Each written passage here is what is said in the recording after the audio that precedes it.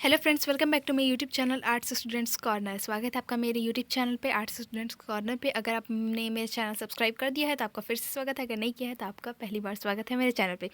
तो इस वीडियो में हम लोग पढ़ेंगे यूनिट 2 का चैप्टर 4 ह्यूमन सेटलमेंट्स, जो कि जिसका कि मतलब होता है मानव बस्तियाँ। बुक हमारा चल रहा है India people and economic class 12 NCERT geography. और इसके पहले के चैप्टर्स हो गए हैं, और नहीं, एक चैप्टर नहीं हुआ है एक्चुअली। कोई चैप्टर है वो ह्यूमन डेवलपमेंट है शायद, वो नहीं हुआ है, तो उसको भी हम लोग करेंगे बाद में। पहले इस हम लोग चैप्टर को कर लेंगे। कोशिश करेंगे कि एक वीडियो में इस चैप्टर को खत्म कर दें। अगर आपको अच्छा लगे तो लाइक कर दीजिएगा, ज़्यादा से ज़्यादा शेयर कीजिएगा इस वीडियो को, और चैनल को सब्सक्राइब करना मत भूलिएगा। और अगर कोई आपको डाउट होगा तो कमेंट सेक्शन में आप मुझसे पूछ सकते हैं, आपको आंसर्स जरूर मिल जाएंगे। और sorry for the slip of tongue, थोड़ा बहुत दिक्कत हो जाता है मेरे को कभी कभी बोलने में। तो चलिए अब हम लोग शुरू करते हैं। इस वीडियो में आपको लाइन बाई लाइन एक्सप्लेनेशन मिलेगा हिंदी में। आगे बढ़ते हैं हम लोग। ह्यूमन सेटलमेंट्स का मतलब मैंने आप लोग को बता ही दिया, मानव बस्तियां होता है। अब हम लोग पढ़ते हैं चैप्टर को, देखते हैं चैप्टर में दिया क्या हुआ है। Human settlement means cluster of dwellings of any type or size where human beings live. तो मानव बस्ती का अर्थ है किसी भी प्रकार और आकार के घरों का संकुलन जिनमें मनुष्य रहते हैं। For this purpose people may erect houses and other structures and command some area or territory as their economic support base. इस उद्देश्य के लिए लोग मकानों और अन्य इमारतों का निर्माण करते हैं और अपने आर्थिक पोषण आधार के लिए कुछ क्षेत्र पर स्वामित्व रखते हैं। Thus, the process of settlement inherently involves grouping of people and appointing of territory as their resource base. अतः बस्ती की प्रक्रिया में मूल रूप से लोगों के समूहन और उनके संसाधन आधार के रूप में क्षेत्र का आवंटन सम्मिलित होते हैं। Settlements vary in size and type. बस्तियां आकार और प्रकार में भिन्न होती हैं। They range from a hamlet to metropolitan cities. उनका परिसर एक पल्ली से लेकर महानगर तक होता है। With size the economic character and social structure of settlement changes and so do it's ecology and technology. आकार के साथ बस्तियों के आर्थिक अभिलक्षण और सामाजिक संरचना बदल जाती है, और साथ ही बदल जाते हैं पारिस्थितिकी और प्रौद्योगिकी। Settlements could be small and sparsely spaced. They may also be a large and closely spaced. बस्तियां छोटी और विरल रूप से लेके बड़ी और संकुलित अवस्थिति हो सकती हैं। The sparsely located small settlements are called villages, specializing in agriculture or other primary activities. विरल रूप से अवस्थित छोटी बस्तियां जो कृषि अथवा अन्य प्राथमिक क्रियाकलापों में विशिष्टता प्राप्त कर लेती हैं, गांव कहलाती हैं। On the other hand, there are fewer but larger settlements which are termed as urban settlements, specializing in secondary and tertiary activities. दूसरी ओर कम किंतु बड़े अधिनिवास द्वितीयक और तृतीयक क्रियाकलापों में विशेषीकृत होते हैं, जो इन्हें नगरीय बस्तियां कहा जाता है। The basic difference between rural and urban settlements are as follows. तो ग्रामीण और नगरीय बस्तियों में आधारभूत अंतर जो हैं वो निम्नलिखित हैं। पहला है, the rural settlements derive their life support or basic economic needs from land based primary economic activities, whereas urban settlements depend on processing of raw materials and manufacturing of finished goods on the one hand and a variety of services on the other. ग्रामीण बस्तियां अपने जीवन का पोषण अथवा आधारभूत आर्थिक आवश्यकताओं की पूर्ति भूमि आधारित प्राथमिक आर्थिक क्रियाओं से करती हैं, जबकि नगरीय बस्तियां एक और कच्चे माल के प्रक्रमण और तैयार माल के विनिर्माण तथा दूसरी ओर विभिन्न प्रकार की सेवाओं पर निर्भर रहती हैं। Cities act as nodes of economic growth, provides goods and services not only to urban dwellers but also to the people of rural settlements in their hinterlands in return for food and raw material. नगर आर्थिक वृद्धि के node के रूप में कार्य करते हैं और न केवल नगर निवासियों को बल्कि अपने पृष्ठभूमि की ग्रामीण बस्तियों के भोजन और कच्चे माल के बदले वस्तुओं और सेवाएं उपलब्ध कराते हैं। This functional relationship between the urban and rural settlements takes place through transport and communication network. नगरीय और ग्रामीण बस्तियों के बीच प्रक्रियात्मक संबंध परिवहन और संचार परिपथ के माध्यम से स्थापित होता है। Rural and urban settlements differ in terms of social relationship, attitude and outlook. ग्रामीण और नगरीय बस्तियां सामाजिक संबंधों, अभिवृत्ति और दृष्टिकोण की दृष्टि से भी भिन्न होते हैं। Rural people are less mobile and therefore social relations among them are intimate. In urban areas, on the other hand, way of life is complex and fast, and social relations are formal.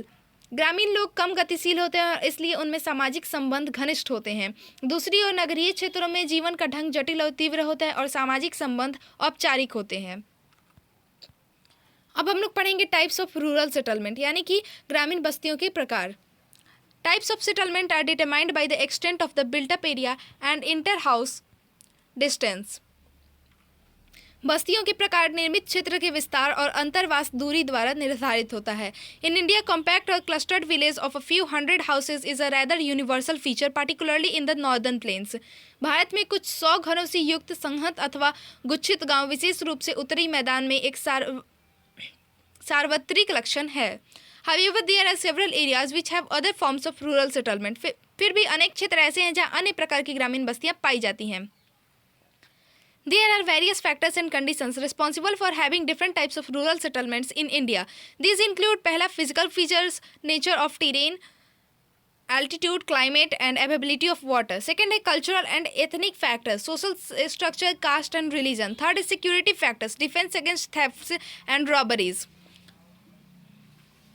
ग्रामीण बस्तियों के विभिन्न प्रकारों के लिए अनेक कारक और दशाएं उत्तरदायी हैं। इनके अंतर्गत पहला भौतिक लक्षण यानी भूभाग की प्रकृति, ऊंचाई, जलवायु और जल की उपलब्धता। दूसरा है सांस्कृतिक और मानव जातीय कारक यानी कि सामाजिक संरचना, जाति और धर्म। तीसरा है सुरक्षा संबंधी कारक यानी कि चोरियों और डकैतियों से सुरक्षा करते हैं। Rural settlements in India can broadly B put into 4 types. तो बृहद तौर पर भारत की ग्रामीण बस्तियों को 4 प्रकारों में रखा जा सकता है। पहला है क्लस्टर्ड, एग्लोमेरेटेड और न्यूक्लिटेड यानी कि गुच्छित, संकुलित अथवा आकेंद्रित। दूसरा है सेमी क्लस्टर्ड और फ्रैगमेंटेड, अर्धगुच्छित अथवा विखंडित। थर्ड है हैमलेटेड यानी कि पल्लीकृत। और फोर्थ है डिस्पर्स्ड और आइसोलेटेड यानी कि परिक्षिप्त अथवा एकाकी। तो पहले हम लोग पढ़ेंगे क्लस्टर्ड सेटलमेंट्स को यानी कि गुच्छित बस्तियाँ। The clustered rural settlement is a compact or closely built up area of houses. गुच्छित ग्रामीण बस्ती घरों का एक समूहित अथवा संकुलित रूप से निर्मित क्षेत्र होता है।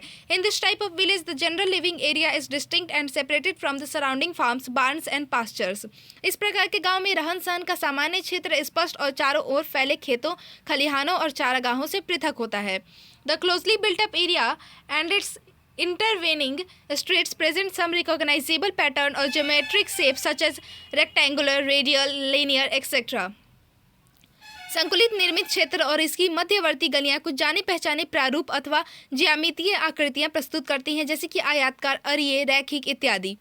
तो यहाँ पे एक फोटो दिया गया है। यह है clustered settlements in north eastern state यानी कि उत्तर पूर्वी राज्यों में गुच्छित बस्तियों का एक फोटो दिया गया। इसको आप लोग देख लीजिए, ब्लैक एंड व्हाइट फोटो है। Such settlements are generally found in fertile alluvial plains and in northeastern states. तो ऐसी बस्तियां प्रायः उपजाऊ जलोढ़ मैदानों और उत्तर पूर्वी राज्यों में पाई जाती हैं। Sometimes people live in compact villages for security or defense reasons such as in the Bundelkhand region of central India and in Nagaland. कई बार लोग सुरक्षा अथवा प्रतिरक्षा कारणों से संहत गांवों में रहते हैं जैसे कि मध्य भारत के बुंदेलखंड प्रदेश और नागालैंड में। In Rajasthan scarcity of water has necessitated compact settlement for maximum utilisation of available water resources. Rajasthan में जल के अभाव में उपलब्ध जल संसाधनों के अधिकतम उपयोग ने समहत बस्तियों को अनिवार्य बना दिया है। अब है सेमी क्लस्टर्ड सेटलमेंट्स यानी कि अर्धगुच्छित बस्तियाँ। Semi clustered or fragmented settlement may result from tendency of clustering in a restricted area of dispersed settlement. अर्धगुच्छित अथवा विखंडित बस्तियां परिक्षिप्त बस्ती के किसी सीमित क्षेत्र में गुच्छित होने की प्रवृत्ति का परिणाम है। More often such a pattern may also result from segregation or fragmentation of a large compact village. अधिकतर ऐसा प्रारूप किसी बड़े समूहित गांव के संपृथकन अथवा विखंडन के परिणाम स्वरूप भी उत्पन्न हो सकता है। In this case one or more sections of the village society choose or is forced to live or little away from the main cluster or village. ऐसी स्थिति में ग्रामीण समाज के एक अथवा अधिक वर्ग स्वेच्छा से अथवा बलपूर्वक मुख्य गुच्छ अथवा गांव से थोड़ी दूरी पर रहने लगते हैं। In such cases, generally the land owning and dominant community occupies the central part of the main village, whereas people of lower strata of society and manual workers settle on the outer flanks of the village. ऐसी स्थितियों में आमतौर पर जमींदार और अन्य प्रमुख समुदाय मुख्य गांव के केंद्रीय भाग पर आधिपत्य कर लेते हैं, जबकि समाज के निचले तबके के लोग और निम्न कार्यों में संलग्न लोग गांव के बाहरी हिस्सों में बसते हैं। ऐसा आप लोगों ने आमतौर पर देखा होगा। Such settlements are wide spread in Gujarat plain and some parts of Rajasthan. ऐसी बस्तियां गुजरात के मैदान और राजस्थान के कुछ भागों में व्यापक रूप से पाई जाती हैं। तो ऊपर आप लोग फोटो देख सकते हैं, नीचे फोटो देख सकते हैं। यह है सेमी क्लस्टर्ड सेटलमेंट्स यानी कि अर्धगुच्छित बस्तियां का। अब हम लोग पढ़ेंगे हैमलेटेड सेटलमेंट्स यानी कि पल्ली बस्तियाँ। Sometimes settlements is fragmented into several units physically separated from each other bearing a common name. कई बार बस्ती भौतिक रूप से एक दूसरे से पृथक अनेक इकाइयों में बढ़ जाती, किंतु उन सबका नाम एक रहता है. These units are locally called Panna, Para, Palli, Nagla, Dhani, etc. in various parts of the country. इन इकाइयों को देश के विभिन्न भागों में स्थानीय स्तर पर पाना, पाड़ा, पाली, नगला, ढानी इत्यादि कहा जाता है. Such villages are more frequently found in the middle and lower Ganga plain, Chhattisgarh and lower valleys of Himalayas. ऐसे गांव मध्य और निम्न गंगा के मैदान छत्तीसगढ़ और हिमालय की निचली घाटियों में बहुतायत में पाए जाते हैं. अब है डिस्पर्स्ड सेटलमेंट्स यानी कि परिक्षिप्त बस्तियां. Dispersed or isolated settlement pattern in India appears in the form of isolated huts or hamlets of few huts in remote jungles or on small hills with farms or pasture on the slopes. तो भारत में परिक्षिप्त अथवा एकाकी बस्ती प्रारूप सुदूर जंगलों में एकाकी झोपड़ियों अथवा कुछ झोपड़ियों की पल्ली अथवा छोटी पहाड़ियों की ढाली पर यानी ढाल पर खेतों अथवा चारागाहों के रूप में दिखाई पड़ता है. तो डिस्पर्स सेटलमेंट इन नागालैंड आप लोग देख सकते हैं फिगर. नागालैंड में extreme dispersion of settlement is often caused by extremely fragmented nature of the terrain and land resources based on habitable areas. बस्ती का चरम विक्षेपण प्रायः भूभाग और निवास योग्य क्षेत्र के भूमि संसाधन आधार की अत्यधिक विखंडित प्रकृति के कारण होता है. Many areas of Meghalaya, Uttarakhand, Himachal Pradesh and Kerala have this type of settlement. Meghalaya, Uttarakhand, Himachal Pradesh और केरला के अनेक भागों में बस्ती का यह प्रकार पाया जाता है. अब हम लोग पढ़ेंगे अर्बन सेटलमेंट्स यानी कि नगरीय बस्तियां. Unlike rural settlements, urban settlements are generally compact and larger in size. ग्रामीण बस्तियों के विपरीत नगरीय बस्तियां सामान्यतः समहत और विशाल आकार की होती हैं. They are engaged in a variety of non-agricultural, economic and administrative functions. ये बस्तियां अनेक प्रकार के अकृषि, आर्थिक और प्रशासकीय प्रकारों में संलग्न होती हैं. As mentioned earlier, cities are functionally linked to rural areas around them. जैसा कि पहले उल्लेख किया गया है, नगर अपने चारों ओर के क्षेत्रों के प्रक्रियात्मक रूप से जुड़ा हुआ होता है.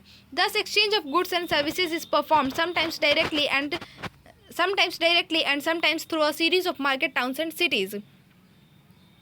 अतः वस्तुओं और सेवाओं का विनिमय कई बार प्रत्यक्ष रूप से और कई बार मंडी, शहरों और नगरों की श्रृंखला के माध्यम से संपन्न होता है. Thus cities are connected directly as well as indirectly with the villages and also with each other. You can see the definition of towns in chapter 10 of the book Fundamentals of Human Geography. तो इस प्रकार नगर गांवों के उससे प्रत्यक्ष और अप्रत्यक्ष दोनों प्रकार से जुड़े होते हैं और वे परस्पर भी जुड़े होते हैं. आप मानव भूगोल के मूलभूत सिद्धांत नामक पुस्तक के अध्याय 10 में नगरों की परिभाषा देख सकते हैं. तो ये हमने पढ़ लिया था फंडामेंटल्स ऑफ ह्यूमन ज्योग्राफी में. आप लोग को अगर मेरा वीडियो देखे होंगे तो आप लोग को याद होगा. अब है evolution of towns in India यानी कि भारत में नगरों का विकास. Towns flourished since prehistoric times in India. Bharat में नगरों का अभ्युदय तो मतलब शुरुआती ऐतिहासिक काल से ही हुआ है. Even at the time of Indus valley civilisation towns like Harappa and Mohenjo-daro were in existence. यहाँ तक कि सिंधु घाटी सभ्यता के युग में भी हड़प्पा और मोहनजोदड़ो जैसे नगर अस्तित्व में थे. The following period has witnessed evolution of towns. इसके बाद का समय नगरों के विकास का साक्षी है. द फॉलोइंग ये हो गया. It continued with periodic ups and downs until the arrival of Europeans in India in the 18th century. यह समय 18वीं शताब्दी में यूरोपियों के भारत आने तक आवधिक उतार चढ़ाव से भरा रहा. On the basis of the evolution in different periods Indian towns में बी क्लासिफाइड एज. तो विभिन्न युगों में उनके विकास के आधार पर भारतीय नगरों को इस प्रकार वर्गीकृत किया जा सकता है. Ancient towns, medieval towns and modern towns यानी कि प्राचीन नगर, मध्यकालीन नगर और आधुनिक नगर. तो अब हम लोग पढ़ लेते हैं सबसे पहले एंशिएंट टाउन्स यानी कि प्राचीन नगर. There are a number of towns in India having historical background spanning over 2000 years. Bharat में 2000 से अधिक वर्षों की ऐतिहासिक पृष्ठभूमि वाले अनेक नगर हैं. Most of them developed as religious and cultural centres. इनमें से अधिकांश का विकास धार्मिक अथवा सांस्कृतिक केंद्रों के रूप में हुआ है. Varanasi is one of the important towns among this. Prayag, Allahabad, Pataliputra, Patna, Madurai are some other examples of ancient towns in the country. तो इनमें से अधिकांश का विकास धार्मिक अथवा सांस्कृतिक केंद्रों के रूप में हुआ है. वाराणसी इनमें से सर्वाधिक महत्वपूर्ण नगर है. प्रयाग, इलाहाबाद, पाटलिपुत्र, पटना, मदुरई देश में प्राचीन नगरों में से कुछ अन्य उदाहरण हैं. अब हम लोग पढ़ेंगे मेडाइवल टाउन्स यानी कि मध्यकालीन नगर. About 100 of the existing towns have their roots in the medieval period. वर्तमान में लगभग 100 नगरों का इतिहास मध्यकाल से जुड़ा हुआ है. Most of them developed as headquarters of principalities and kingdoms. इनमें से अधिकांश का विकास रजवाड़ों और राज्यों के मुख्यालयों के रूप में हुआ. These are 4 towns which came up on the ruins of ancient towns. ये किला नगर हैं जिनका निर्माण प्राचीन नगरों के खंडहरों पर हुआ है। Important among them are Delhi, Hyderabad, Jaipur, Lucknow, Agra and Nagpur. ऐसे नगरों में दिल्ली, हैदराबाद, जयपुर, लखनऊ, आगरा और नागपुर महत्वपूर्ण है। अब हम लोग पढ़ेंगे मॉडर्न टाउन्स यानी कि आधुनिक नगर। The British and other Europeans have developed a number of towns in India. अंग्रेजों और अन्य यूरोपियों ने भारत में अनेक नगरों का विकास किया। Starting there foot hold on coastal locations, they first developed some trading ports such as Surat, Daman, Goa, Pondicherry, etc. तटीय स्थानों पर अपने पैर जमाते हुए उन्होंने सर्वप्रथम सूरत, दमन, गोवा, पौंडीचेरी इत्यादि जैसे व्यापारिक पतन विकसित किए। The British later consolidated their hold around 3 principal nodes Mumbai, Bombay, Chennai, Madras and Kolkata, Calcutta and built them in the British style. अंग्रेजों ने बाद में 3 मुख्य नोडों मुंबई जिसको कि बम्बई कहते थे, चेन्नई जिसको मद्रास कहते थे और कोलकाता जिसको कि कलकत्ता पर अपनी पकड़ मजबूत की और उनका अंग्रेजी शैली में निर्माण किया।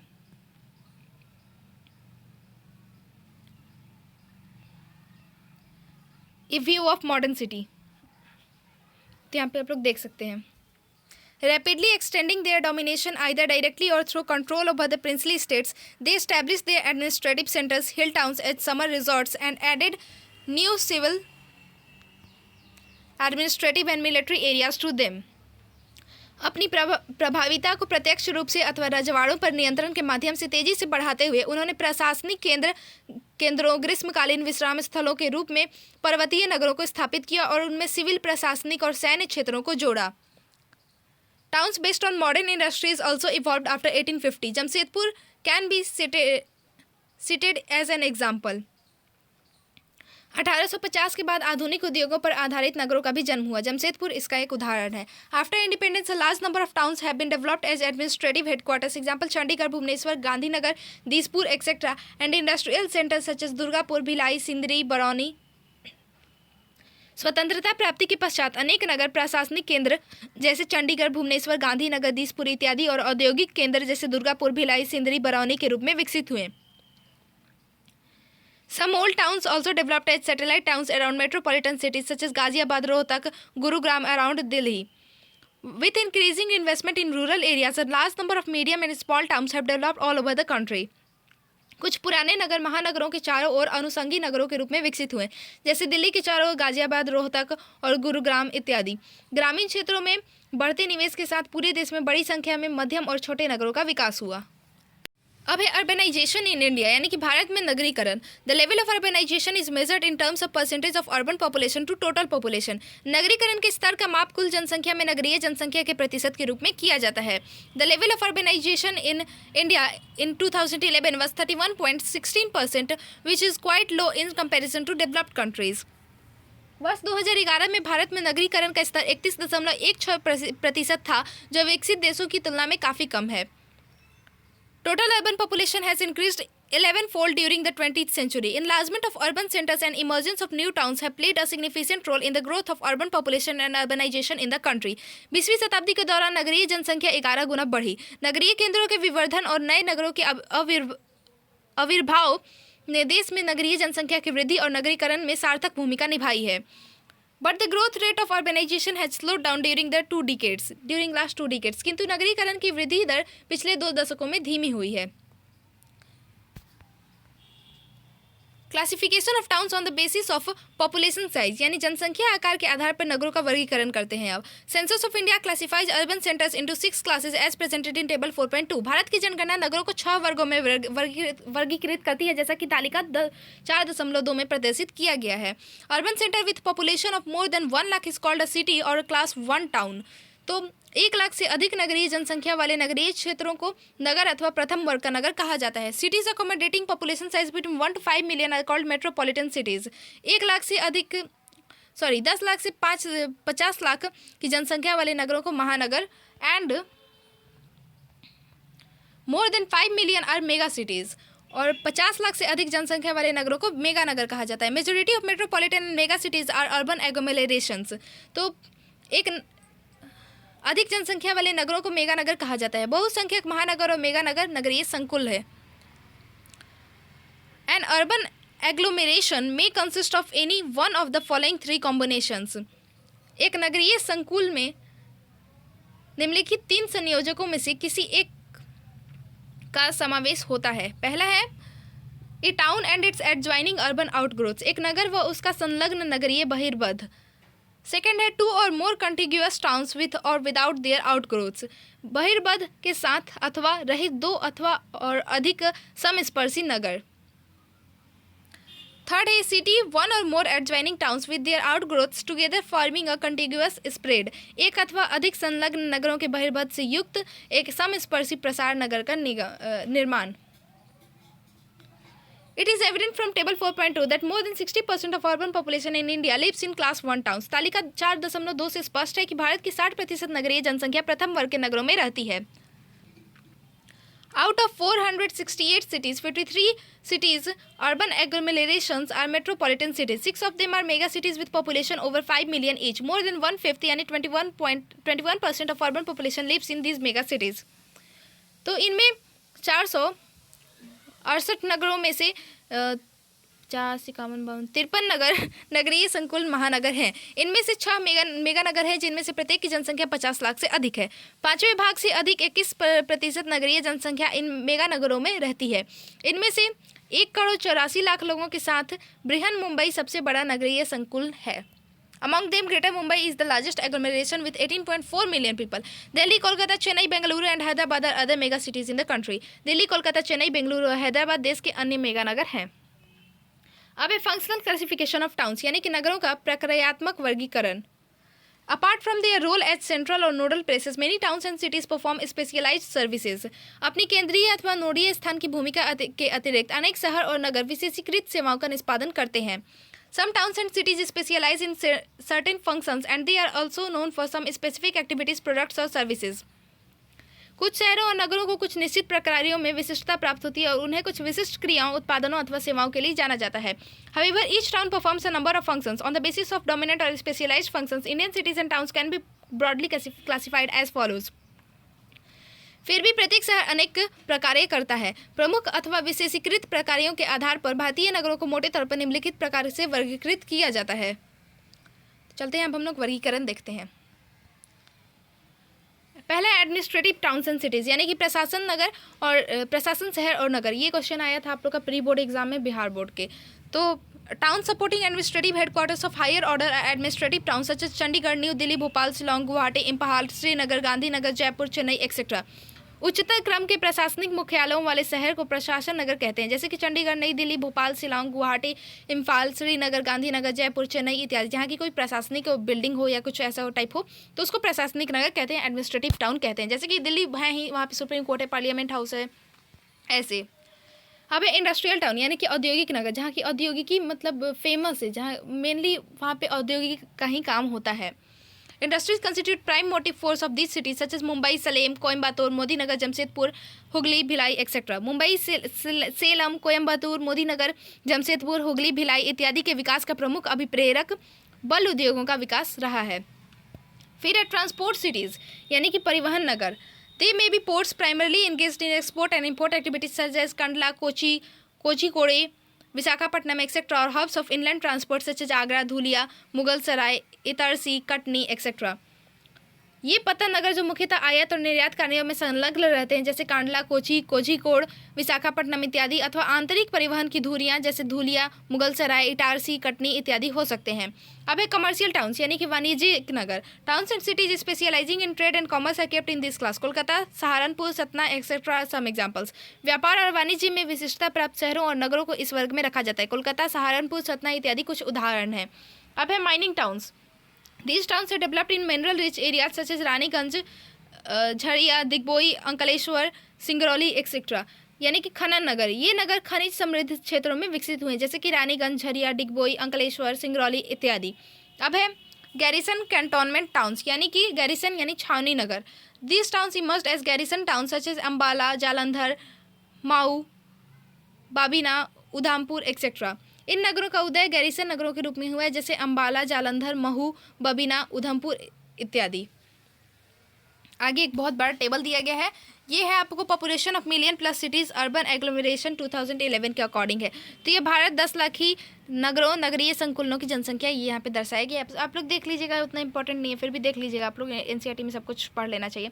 अब स्मार्ट सिटीज़ मिशन, इसको पढ़ लेते हैं थोड़ा। I think we have missed a question. एक क्वेश्चन था वो, हाँ नीचे क्वेश्चन, ठीक है। स्मार्ट सिटीज़ मिशन को पहले हम लोग पढ़ लेते हैं, यानी कि स्मार्ट सिटी मिशन को पढ़ लेते हैं। The objective of smart city mission is to promote cities that provide core infrastructure, a clean and sustainable environment and give a decent quality of life to its citizens. Smart city mission का उद्देश्य शहरों को बढ़ावा देना है जो आधारभूत सुविधा, साफ तथा सतत पर्यावरण और अपने नागरिकों को बेहतर जीवन प्रदान करते हैं। One of the features of smart cities is to apply smart solutions to infrastructure and services in order to make them better.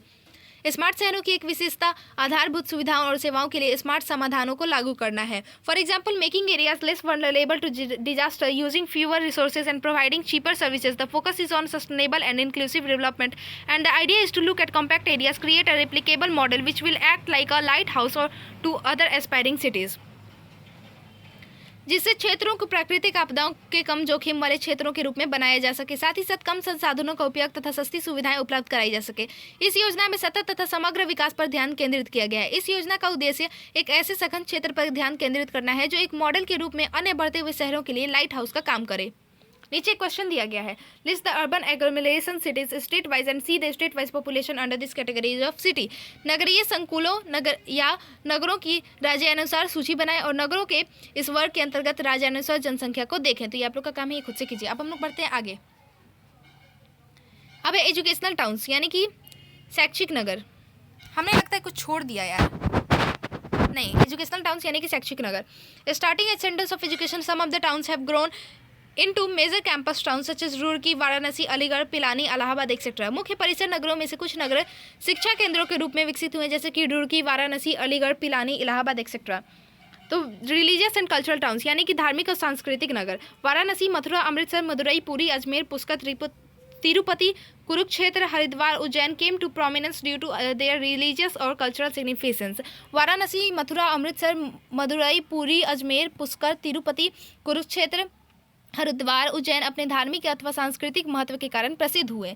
अब है टूरिस्ट टाउन्स, यानी कि नैनीताल, यानी कि पर्यटन नगर। नैनीताल, मसूरी, शिमला, पंचमढ़ी, जोधपुर, जैसलमेर, ऊटी, माउंट आबू और सम ऑफ द टूरिस्ट डेस्टिनेशंस, जिसको कि उद्गम मंडल भी कहते हैं। नैनीताल, मसूरी, शिमला, पंचमढ़ी, जोधपुर, जैसलमेर, उद्गम मंडल, ऊटी, माउंट आबू कुछ पर्यटन गंतव्य स्थान हैं। The cities are not static in their function. The functions change due to their dynamic nature. नगर अपने प्रकारों में स्थिर नहीं है, उनके गतिशील स्वभाव के कारण प्रकारों में परिवर्तन हो जाता है। Even specialized cities as they grow into metropolises become multifunctional, where in industry, business, administration, transport, etc. become important. The functions get so intertwined that the city cannot be categorized in a particular functional class. विशेषीकृत नगर भी महानगर बनने पर बहुप्रक्रियात्मक बन जाते हैं, जिनमें उद्योग, व्यवसाय, प्रशासन, परिवहन इत्यादि महत्वपूर्ण हो जाते हैं। प्रकार्य इतने अंतर्ग्रथित हो जाते हैं कि नगर को किसी विशेष प्रकार्य में वर्गीकृत नहीं किया जा सकता। तो हमारा चैप्टर यहीं खत्म होता है। अब एनसीईआरटी सॉल्यूशन जो कि आ जाएगा इस वीडियो के बाद ही। तब तक के लिए स्टे ट्यून, देखते रहिए हमारे चैनल को, सब्सक्राइब कर दीजिएगा, ज़्यादा से ज़्यादा शेयर कीजिएगा इस वीडियो को, और अगर अच्छा लगा हो तो लाइक कर दीजिएगा, अच्छा नहीं लगा हो तो डिसलाइक भी कर दीजिएगा। कोई डाउट्स होगा तो कमेंट सेक्शन में आप मुझसे पूछ सकते हैं। एक्टिविटीज़ करते रहिए, इससे आपको स्किल्स डेवलप होती हैं। चलिए अब हम लोग खत्म करते हैं इस वीडियो को यहीं पर। Thank you for watching the video.